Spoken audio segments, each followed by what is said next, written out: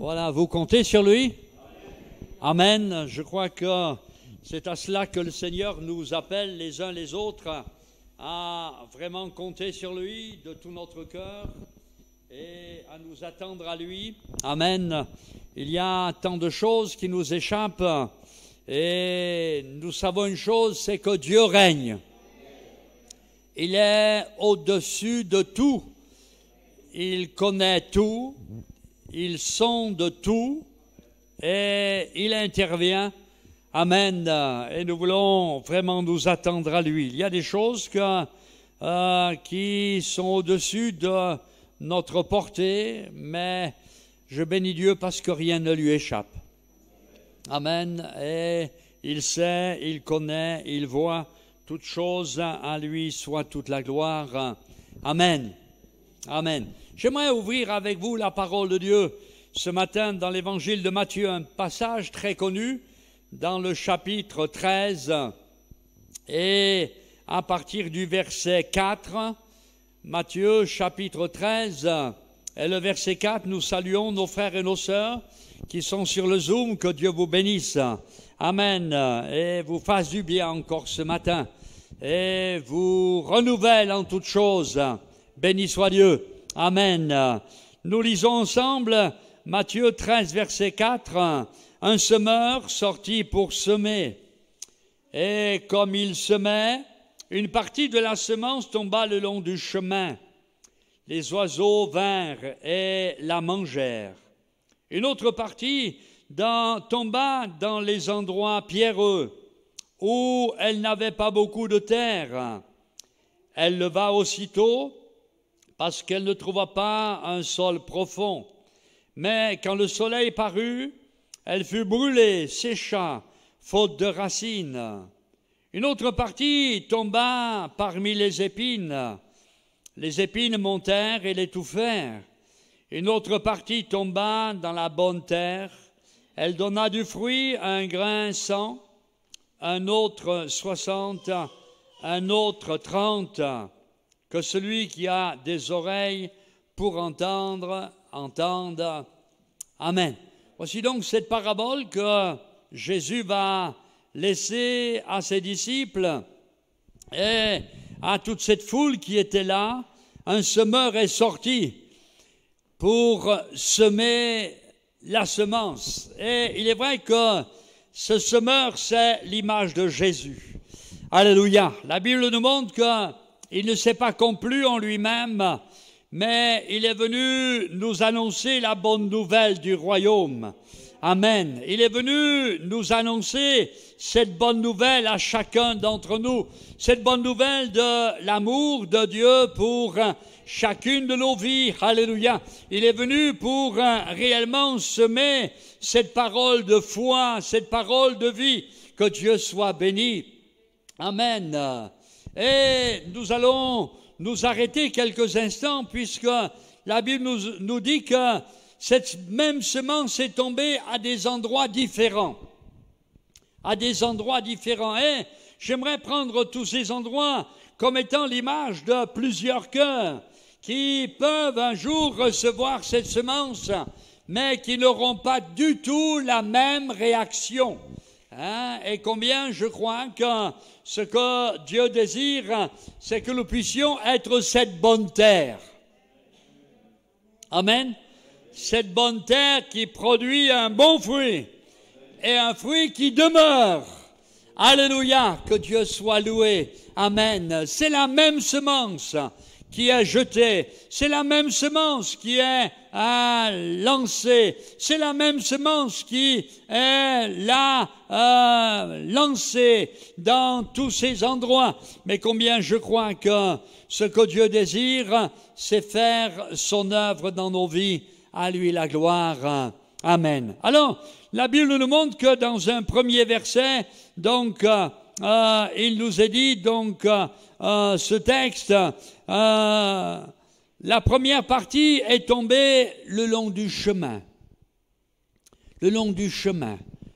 Ceux qui finalement courent ne prennent pas le temps. On n'a pas le temps de s'arrêter. On n'a pas le temps. On n'a pas le temps de prendre du temps pour Dieu. Et souvent on prend du temps, et nous le verrons, pour tant d'autres choses. Mais pour Dieu, on lui donne le reste de notre temps. Seigneur, et nous le verrons tout à l'heure, Seigneur, j'ai d'autres choses à faire. Seigneur, j'ai tant d'autres choses à faire. Et combien nous vivons dans un monde où les gens ne prennent pas le temps. Et on est toujours en train de courir du matin jusqu'au soir. Mais pour Dieu, il y a très peu de place. Et combien je crois que ça, c'est quelque chose de terrible que de ne pas prendre du temps. Mais ce que j'ai remarqué, c'est que quand tout va mal dans la vie, alors là, on prend du temps. On prend du temps pour crier à Dieu. On prend du temps pour s'approcher de Dieu. On prend du temps pour lui dire, Seigneur, viens à mon secours. Mais quand tout va plus ou moins bien, eh bien, ce temps-là, on sait l'utiliser pour tant d'autres choses que pour le Seigneur. Et combien la Bible nous montre que dans ce verset, eh bien, nous allons voir plusieurs choses. Je dirais également que le chemin, c'est un endroit qui a été piétiné. Un endroit piétiné. Et un endroit qui est piétiné devient dur. Et je crois que malheureusement, il y a tant de gens qui, pendant leur vie, ont été piétinés par les uns, piétinés par les autres. Je me souviens de cet homme qui est venu un jour assister à une de nos réunions. C'était un gars qui travaillait dans l'armée.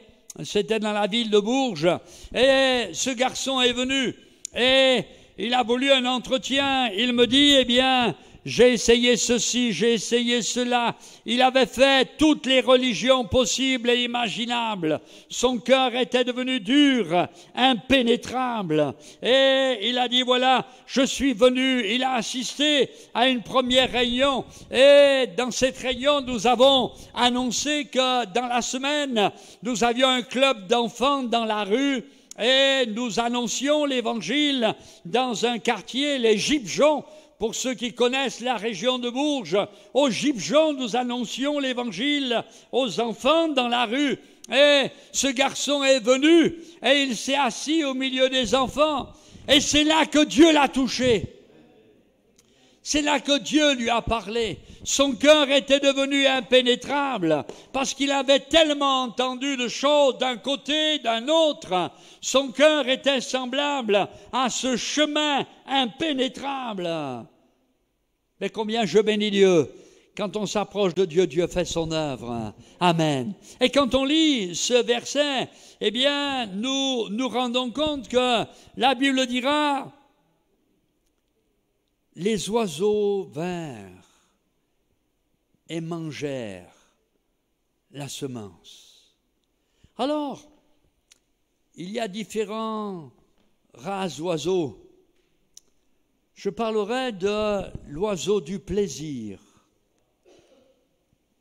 qui vient et qui enlève la semence. La Bible dira que les gens aimeront les plaisirs plus que Dieu dans les derniers temps. Ils aimeront le plaisir plus que Dieu. Et combien aujourd'hui, lorsque nous regardons ce qui se passe dans notre monde, c'est vrai que les lieux de plaisir sont de plus en plus nombreux et les gens qui y vont sont de plus en plus nombreux. Et nous remarquons que malheureusement, bien des gens, ce qu'ils recherchent, c'est leur plaisir à eux. C'est leur plaisir à leur vie personnelle. Mais ils ne cherchent pas à plaire à Dieu. Et pourtant, je crois que la plus grande des choses et la plus grande des bénédictions, c'est de chercher à plaire à Dieu. Alléluia. Car quand on plaît à Dieu, cela nous est toujours rendu d'une manière ou d'une autre.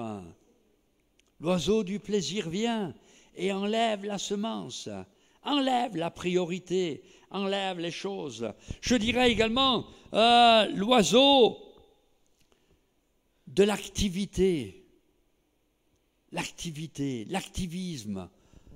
on n'a pas le temps.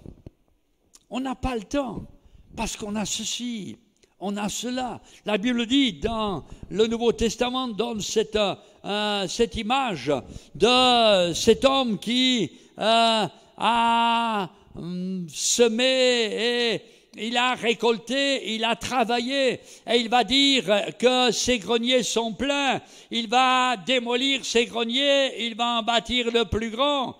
Et Dieu va lui dire, tu es un insensé parce que tu n'as travaillé que pour toi et tu as oublié Dieu.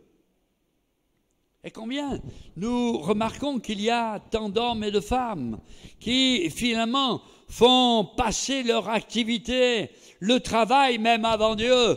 Je ne parle pas de ceux qui sont enrôlés dans un travail comme les infirmiers, comme les infirmières, comme ceux qui malheureusement travaillent dans des équipes et qui de temps en temps sont obligés de travailler dans ce domaine.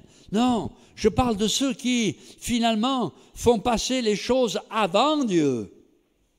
Avant Dieu. Je parlerai également de l'oiseau de l'indifférence. Tous avaient été invités à un repas. Et l'un va dire, excuse-moi, j'ai acheté 5 paires de bœufs, il faut que j'aille les essayer. Et l'autre dira, excuse-moi, j'ai acheté un champ et il faut que j'aille le voir. Et un autre dira, excuse-moi, je viens de me marier, c'est pour cela que je ne peux pas venir. Ils avaient toutes des excuses. Mais quand on réfléchit, vous croyez que ces excuses, elles tiennent debout? Vous avez déjà vu quelqu'un acheter une maison ou un champ sans l'avoir déjà vu avant?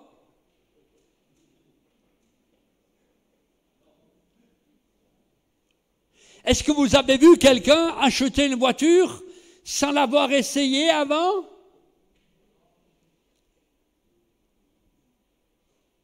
Tout cela, ça ne tient pas debout. Mais malheureusement, on met cela en avant. On met cela en avant parce que finalement on cherche des excuses, mais il n'y a pas d'excuses.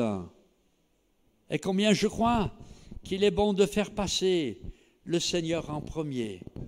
Et nous remarquons que la parole venant dans ses cœurs ne peut pas produire le fruit qu'elle voudrait produire, ne peut pas produire réellement le fruit qu'elle voudrait produire. L'ennemi vient et enlève ce qui a été semé.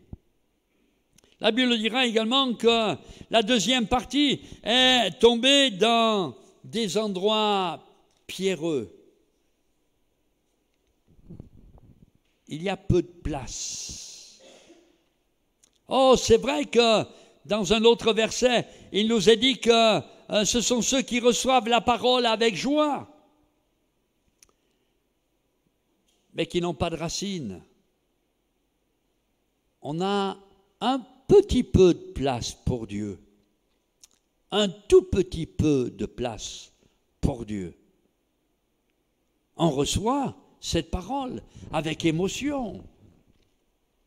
On répond dans notre position. On répond, on est favorable. Mais malheureusement, il n'y a pas de persistance parce qu'il y a peu de place. Elle est tombée dans un endroit pierreux. Il y a tellement de choses qui occupent la place dans ton cœur. Tellement de choses qui prennent la place dans ton cœur. L'orgueil et tant d'autres choses. Nous verrons tout à l'heure les plaisirs d'ici-bas.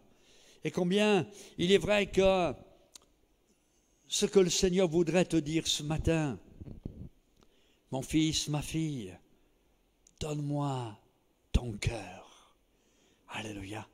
Laisse le Seigneur te débarrasser de tout ce qui empoisonne ta vie, tout ce qui préoccupe ta vie. Laisse le Seigneur te débarrasser de tout ce qui malheureusement s'est installé au plus profond de toi. Et laisse Dieu faire son œuvre au plus profond de ton âme et au plus profond de ton cœur. Je crois que c'est là réellement ce que le Seigneur voudrait faire et accomplir dans chacune de nos vies. Amen. Fais-moi une plus grande place. Fais une plus grande place à la parole de Dieu dans ton cœur et elle agira. Et elle agira. Béni soit Dieu. La Bible nous dit également qu'une autre partie est tombée au milieu des épines. Et plus loin, quand le Seigneur va expliquer cette parabole, il va dire ce sont les soucis de la vie, la séduction des richesses, les soucis de la vie. C'est vrai que vous n'en avez pas.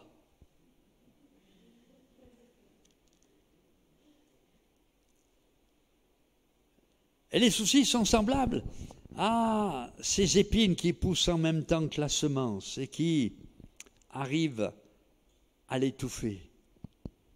Et combien peut-être quelqu'un est venu avec des soucis sans nombre et a sur le cœur réellement tout ce fardeau qui est là.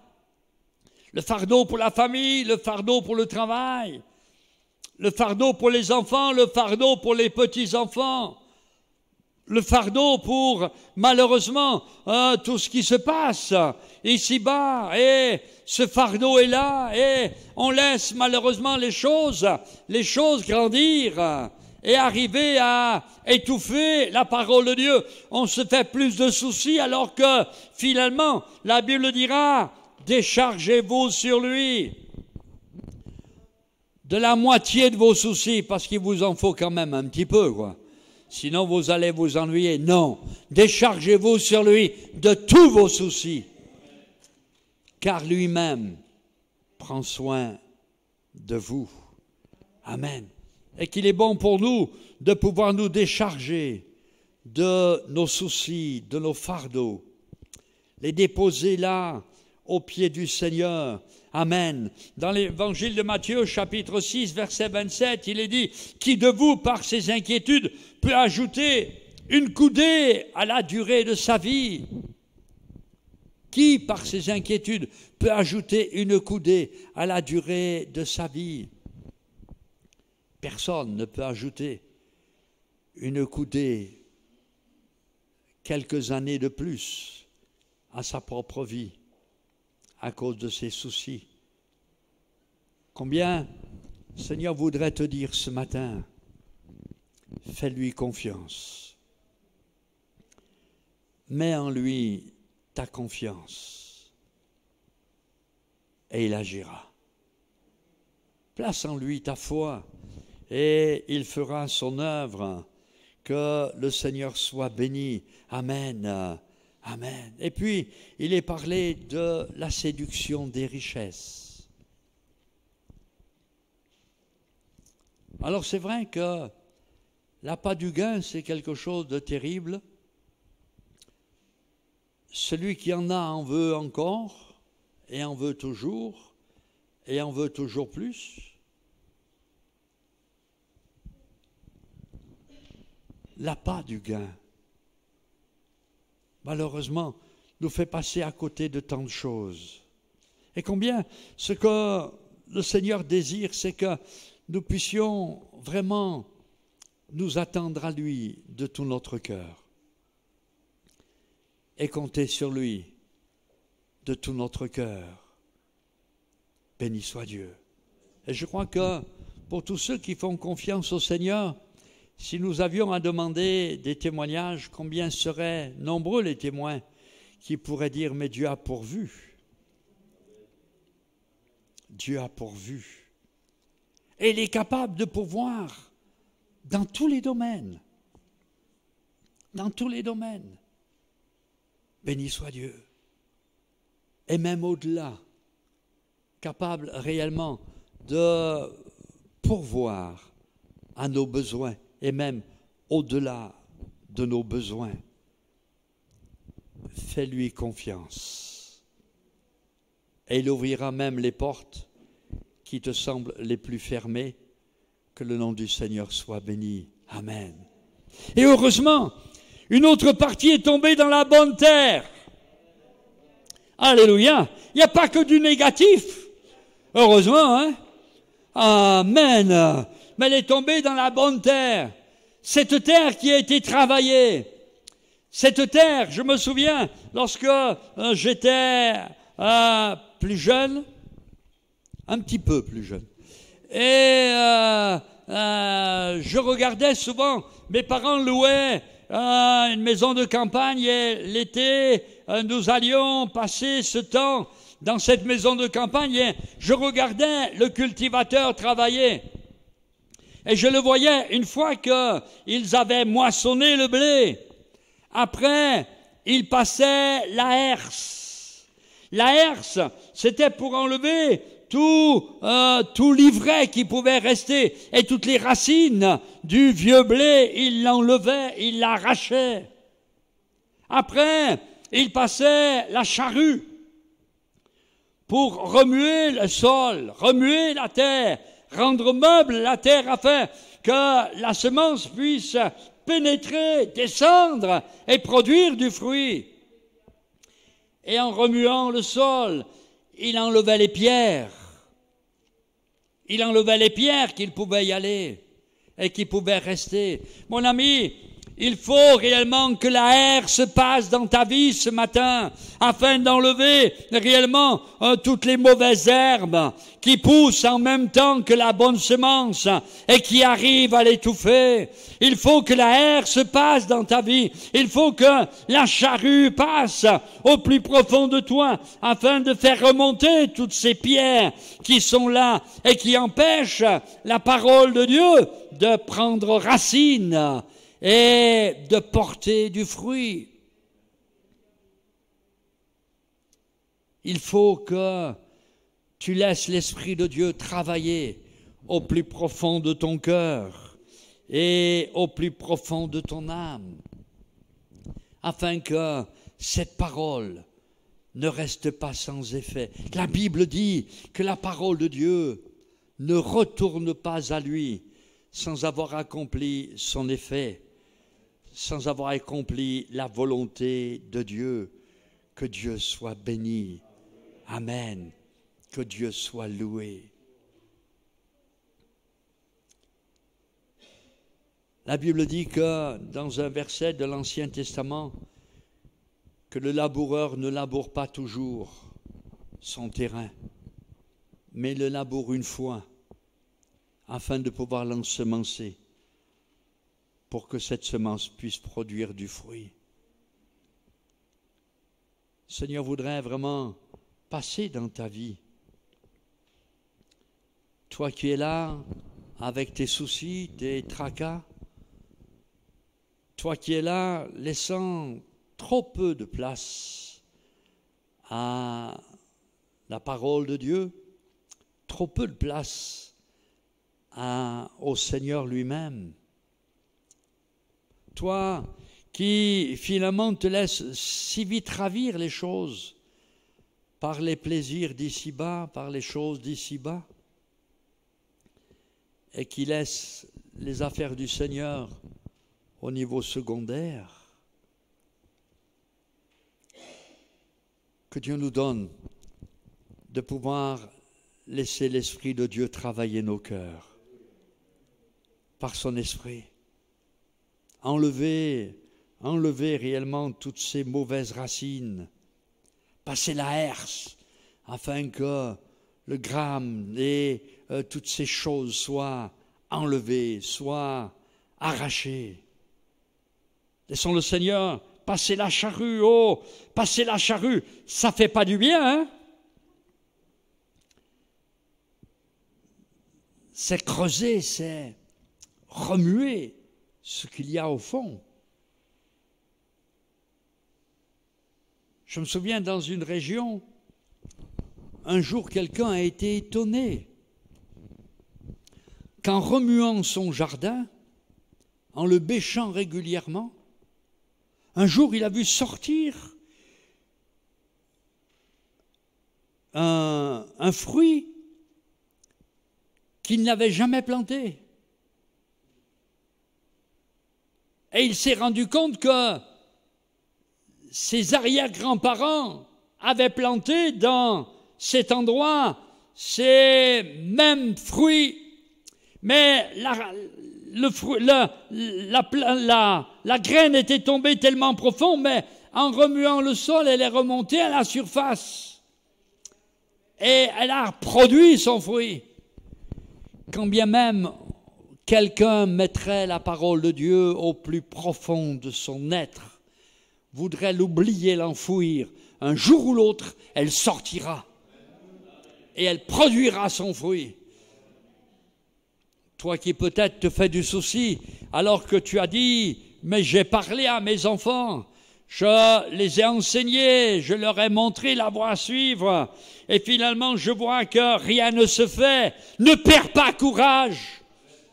Ne perds pas courage, parce que ce qui a été semé un jour produira son fruit. Béni soit Dieu. Et le Seigneur se glorifiera. Le Seigneur se glorifiera dans chacun des cœurs et dans chacune des vies. Que le Seigneur soit béni. Amen.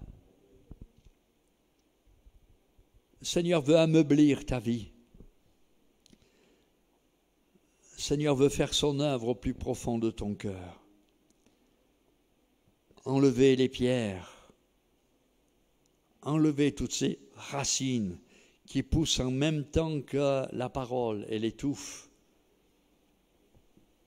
Le Seigneur voudrait passer avec sa herse et sa charrue, afin que vraiment ton cœur soit ameubli et que la grâce de Dieu puisse abonder et même surabonder. Gloire à Dieu.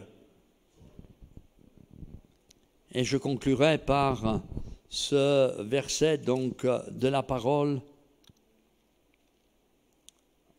Un grain va en produire 100, un autre va en produire 60, un autre 30. Je crois que Dieu nous donnera tous selon notre capacité. Il ne va pas demander des choses que nous ne pourrions pas accomplir. À chacun selon sa capacité. Nous sommes tous différents. Mais gloire à Dieu, le principal, c'est que nous puissions porter du fruit à la gloire du Seigneur. C'est que nous puissions porter du fruit à la gloire du Seigneur. Amen. Que Dieu bénisse chacun ce matin. Et peut-être que ensemble, nous allons avoir un moment de prière. Et pourquoi pas dire au Seigneur, Seigneur, tu vois, ma vie, elle ressemble à cet endroit pierreux. Un autre pourra dire, Seigneur, ma vie ressemble à cet endroit où il y a beaucoup trop de broussailles. Et un autre pourra dire, ma vie ressemble à ce chemin qui a été piétiné, où les oiseaux viennent et enlèvent la semence. Seigneur, passe avec ta charrue. Passe et fais ton œuvre dans ma vie. Passe et fais ton œuvre dans mon cœur. On va fermer nos yeux et nous allons prier. Nous allons prier et demander à Dieu de nous aider les uns les autres. Et pourquoi pas prendre une décision ce matin, dire au Seigneur, Seigneur, je veux que quelque chose se passe dans ma vie. J'ai besoin de ta grâce. Je veux prendre une résolution ce matin, te laisser agir au plus profond de mon cœur, au plus profond de mon âme. Seigneur, je ne veux pas agir avec sentimentalisme ce matin, mais avec vérité. Et je veux te dire, Seigneur, fais ton œuvre dans mon cœur. Et si réellement telle est ta décision, si tel est ton désir, si tel est réellement le vœu de ton cœur, je t'invite à te lever à ta place et nous allons prendre une victoire ensemble au nom du Seigneur Jésus. Alléluia. Ne laisse pas les soucis étouffer la bonne parole. Ne laisse pas réellement les pierres être là et malheureusement empêcher la parole de germer et de produire du fruit. Mais laisse le Seigneur faire son œuvre au plus profond de toi. Dis-lui, Seigneur, ce matin j'ai besoin de ta grâce. J'ai besoin de toi et je veux te faire confiance. Amen. Seigneur, tu vois nos cœurs, nos vies ce matin, elles sont devant toi. Et nous voulons de tout notre cœur nous tenir en ta présence et te prier. Tu vois tous les combats qu'il peut y avoir d'une manière ou d'une autre. Je te prie, Seigneur, de poser ta main, qu'il y ait des victoires de remporter ce matin, qu'il y ait réellement des victoires de remporter, Seigneur, et que réellement tu puisses avoir toute la place, que tu puisses avoir toute la place, Seigneur, pour ta gloire. Tu vois ceux qui combattent avec leurs fardeaux, leurs soucis. Merci Seigneur de les secourir et d'enlever tout cela, qu'ils puissent rejeter tout fardeau et rejeter tout souci. Alléluia.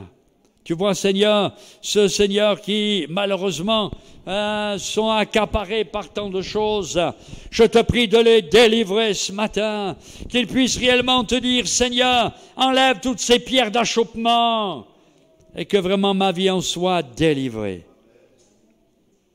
Merci de faire ton œuvre dans la vie de chacun. Au nom de Jésus-Christ. Merci Seigneur. Amen. Amen. Amen. Que le Seigneur bénisse chacun. Et que la paix de Dieu soit dans chacun des cœurs. Et soyons assurés de sa victoire, parce qu'il est fidèle. Que le nom du Seigneur soit béni et soit glorifié. Amen. Nous voulons compter sur lui. Amen. Amen. Il y a un vieux cantique qui dit « Laisse-les, laisse-les, laisse tes fardeaux aux pieds de ton Sauveur. Si tu crois, sans défaillir, il saura te secourir. Laisse tes fardeaux aux pieds de ton Sauveur. » On le chante a cappella? Tu le connais? Non? Allez. Laisse-les, laisse-les, laisse tes fardeaux aux pieds de ton Sauveur. Si tu crois sans défaillir, il saura te secourir. Abandonne tes fardeaux à ton Sauveur. Laisse-les, laisse-les, laisse tes fardeaux aux pieds de ton Sauveur. Si tu crois sans défaillir, il saura te secourir. Abandonne tes fardeaux à ton Sauveur. Amen. Amen. Est-ce que vous voulez le faire ce matin? Laisse tes fardeaux aux pieds de ton Sauveur. Et si tu crois sans défaillir, il saura te secourir. Alors, abandonne-les. Amen. Abandonne-les. Que Dieu soit béni. Amen. Que Dieu vous bénisse les uns les autres. Amen. Et que la grâce de Dieu abonde et surabonde dans chacune de vos vies et dans chacun de vos cœurs. À lui soit toute la gloire. Amen. On va partager